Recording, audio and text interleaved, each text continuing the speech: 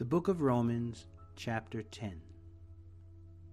Dear brothers and sisters, the longing of my heart and my prayer to God is for the people of Israel to be saved. I know what enthusiasm they have for God, but it is misdirected zeal. For they don't understand God's way of making people right with Himself. Refusing to accept God's way, they cling to their own way of getting right with God by trying to keep the law. For Christ has already accomplished the purpose for which the law was given. As a result, all who believe in Him are made right with God. For Moses writes that the law's way of making a person right with God requires obedience to all of its commands.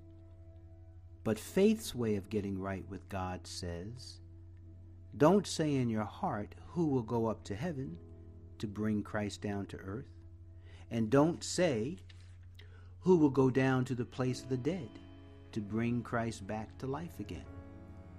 In fact, it says, the message is very close at hand. It is on your lips and in your heart. And that message is the very message about faith that we preach.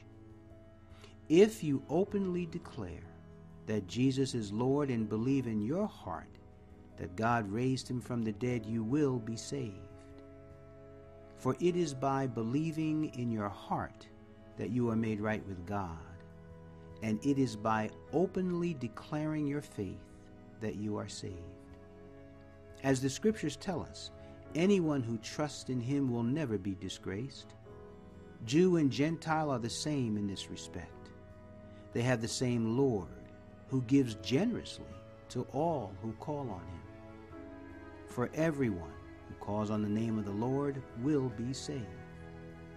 But how can they call on Him to save them unless they believe in Him? And how can they believe in Him if they have never heard about Him? And how can they hear about Him unless someone tells them? And how will anyone go and tell them without being sent?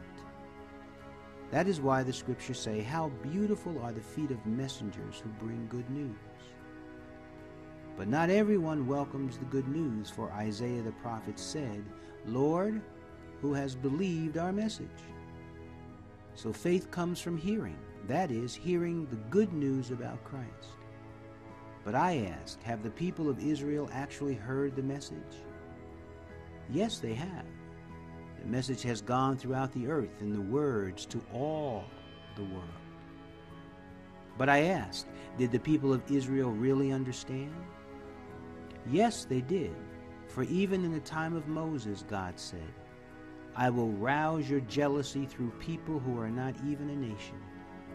I will provoke your anger through the foolish Gentiles.